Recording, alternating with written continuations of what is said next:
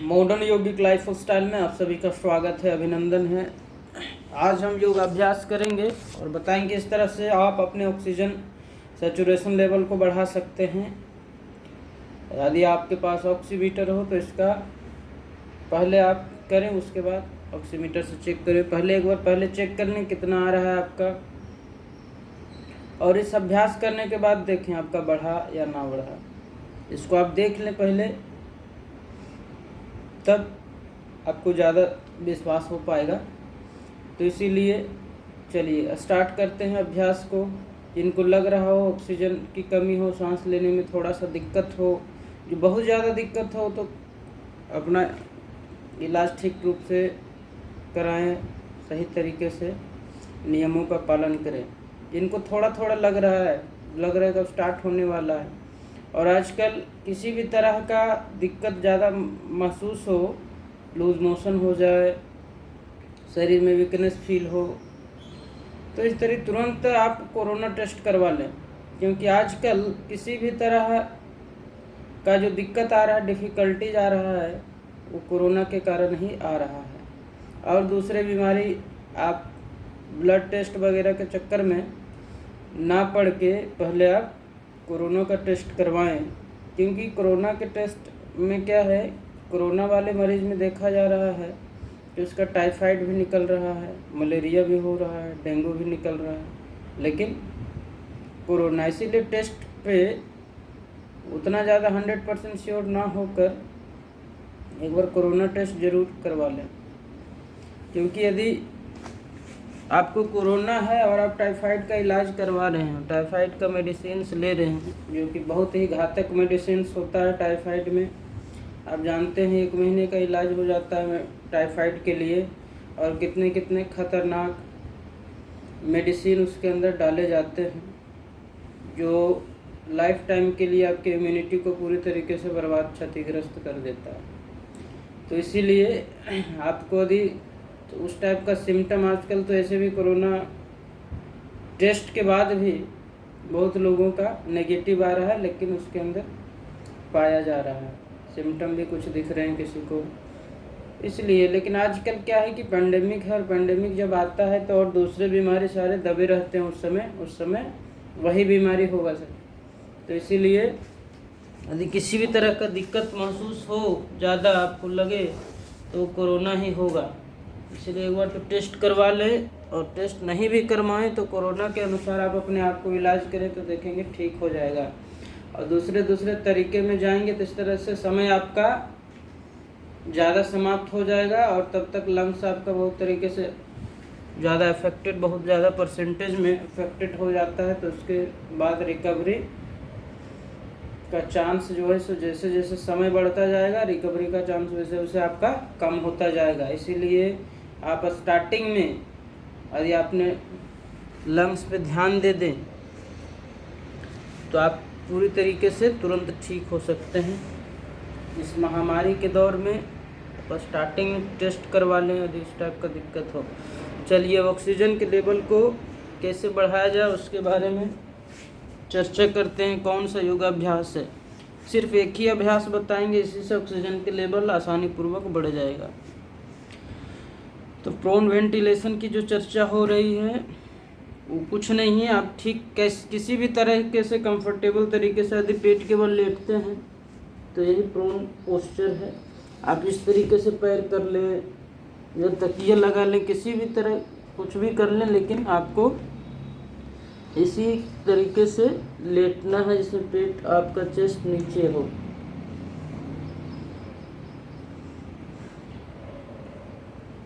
इस तरीके से बढ़ता है ऑक्सीजन का सैचुरेशन लेवल। अब इसको इफेक्टिव रूप से यदि तुरंत आपको बढ़ाना हो तो आप क्या करेंगे, बहुत ज़्यादा सीवियर कंडीशन हो तो इस अभ्यास को ना करें। जिनको स्टार्टिंग में लक्षण लग रहा है वो इस अभ्यास को जरूर करें, इससे बढ़ जाएगा और फिर कभी घटेगा नहीं। चलिए स्टार्ट करते हैं। तो दोनों हाथों को अपने शोल्डर के बगल में रख लेंगे इस तरीके से, 5 उंगली फैलाकर। एक झटके के साथ सांस को अंदर भरनी है और एक झटके के साथ सांस को बाहर छोड़नी है। जैसे भ्रस्तिका प्राणायाम का आप नाम सुने होंगे, सांस छोड़ना और लेना उतना ही स्पीड से होता है उसमें। जैसे लोहार की धोकनी का आवाज़ आता है उस टाइप से आवाज़ आएगा इसमें साथ साथ इसका क्या है कि सांस को एक झटके के साथ खींचते हुए पूरे शरीर को उठा देंगे, कमर ग्राउंड पे रहेगा, बाकी हाफ बॉडी जो है सो पूरा ऊपर उठेगा आपका। और बिल्कुल ऊपर देखने की कोशिश करेंगे, सीलिंग, रूफ, और बाहर कर रहे हैं तो स्काई।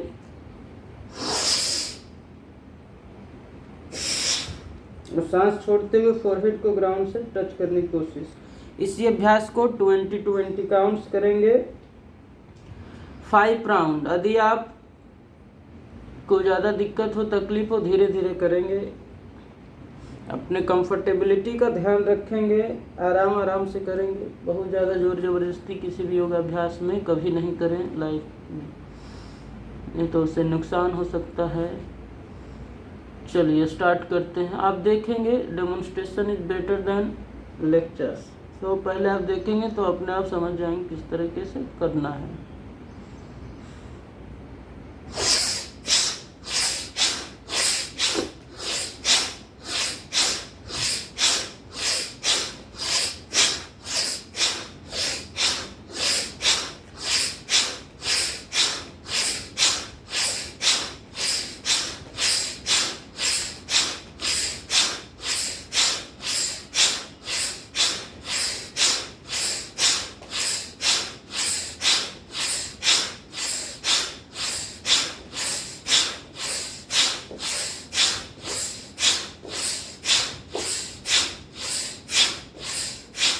Very good. धीरे धीरे वापस आ जाएंगे। Left palm first, right over the left palm, another chin over the palm और चिक ओवर द पाम। इस तरीके से रिलैक्स करेंगे।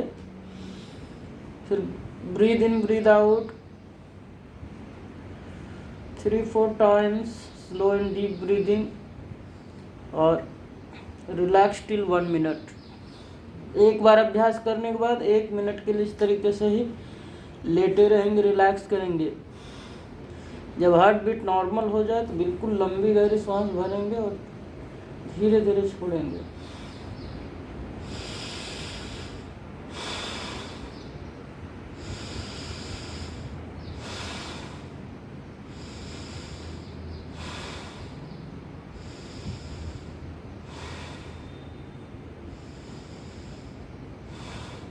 इस अभ्यास को वैसे लोग भी कर सकते हैं जो भी हॉस्पिटल में पड़े हुए हैं, और जो घर पे हैं, होम आइसोलेशन में हैं,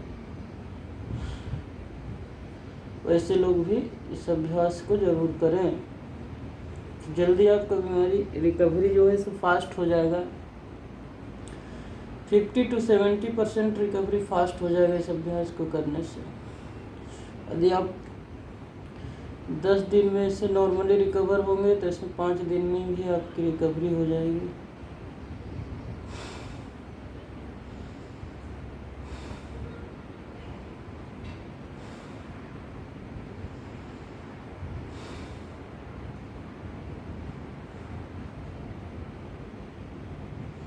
इसके साथ साथ अनुलोम विलोम का भी अभ्यास करेंगे तो और बेहतर रिजल्ट आपके आ जाएंगे।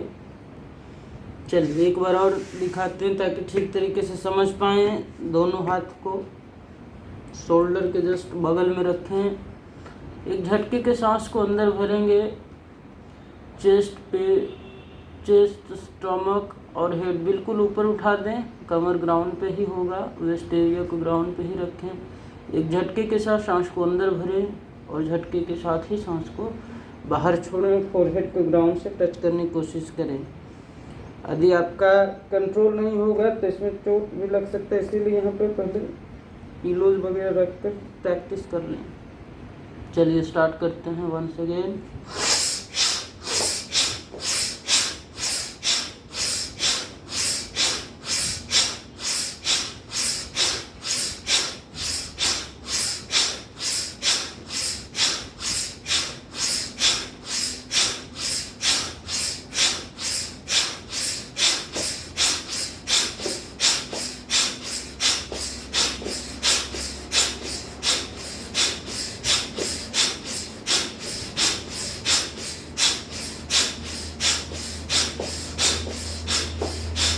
Very good. धीरे धीरे वापस आ जाएंगे। Left palm first, right over the left palm and relax.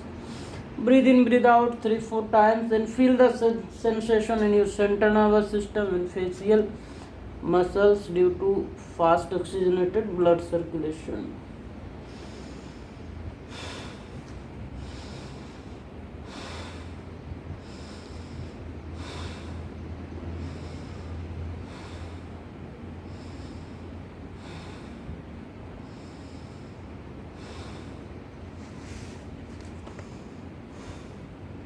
हाथ को किसी भी तरीके से रख सकते हैं, रिलैक्स कर सकते हैं। शोल्डर को इस तरीके से ढीला भी छोड़ सकते हैं।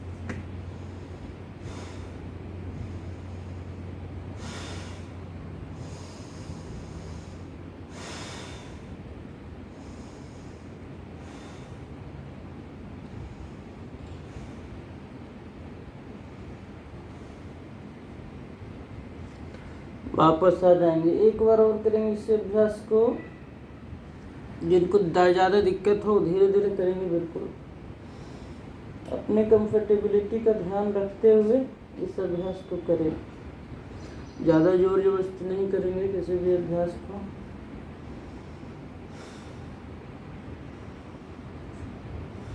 जिनका ऑक्सीजन सैचुरेशन लेवल कम हो गया है वो वैसे लोग इसी पोस्चर में जितना ज़्यादा से ज़्यादा देर तक लेट सकें लेटे रहेंगे।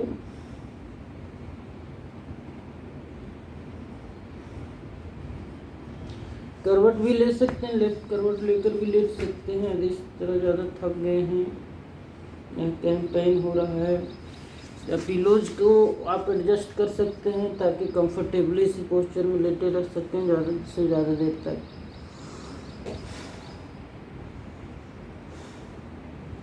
एक बार और इसी अभ्यास को करेंगे ताकि बिल्कुल ठीक तरीके से आपको समझ में आ जाए। इसमें गर्दन को इस तरीके से झटका नहीं देंगे, नहीं तो यहाँ पेन हो जाएगा। ठीक तरीके से देखें, गर्दन को बिल्कुल धीरे धीरे इसमें उठाएंगे और धीरे धीरे ही डाउन करते हैं। इसमें ज़्यादा झटका ये नेक मसल्स पे नहीं आना चाहिए। झटका जो है सो आपका स्पाइन पे आता है। इसमें स्पाइन पे आता है, उस स्पाइन के सहारे ही हम उठते हैं फास्ट और फिर नीचे भी आते हैं फास्ट। हाथों का सहारा सिर्फ एक सपोर्ट, जेंटल सपोर्ट के लिए लेते हैं। हाथों से ताकत लगाकर नहीं उठते हैं इसमें।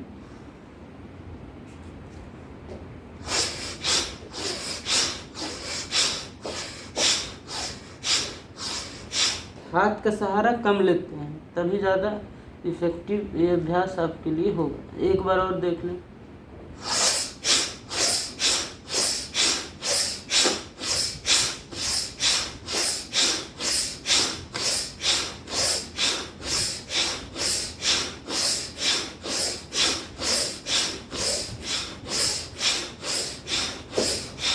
धीरे धीरे वापस आ जाएंगे। Left palm first, right over the left palm and relax. Breathe in, breathe out 2-3 times to normalize. Maintain a smile on the face. Leave your body parts loose.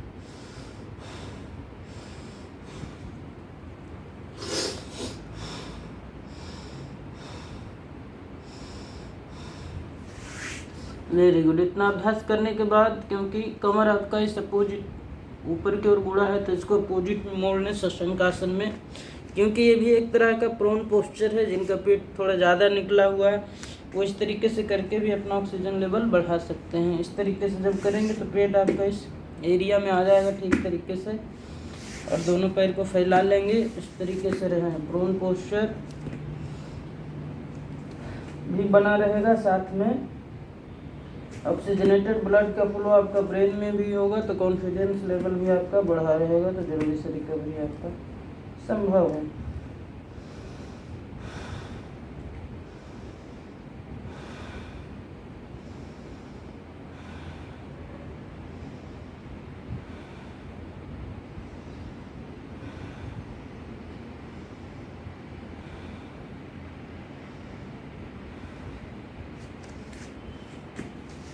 Very good. वापस आ जाएंगे।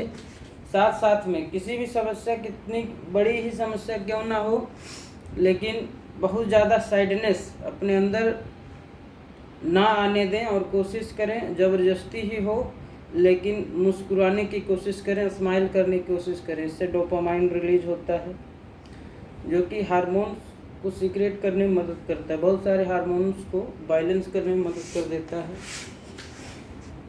और कॉन्फिडेंस लेवल भी आपका boost करके रखेगा, immunity भी बढ़ जाता है उससे। तो इसीलिए आप स्माइल को भी मेंटेन करके रखें, कोशिश करें और इस अभ्यास को करें। उसके बाद आप देखेंगे कि ऑक्सीजन लेवल निश्चित रूप से आपका बढ़ेगा और रिकवरी भी फास्ट हो जाएगा।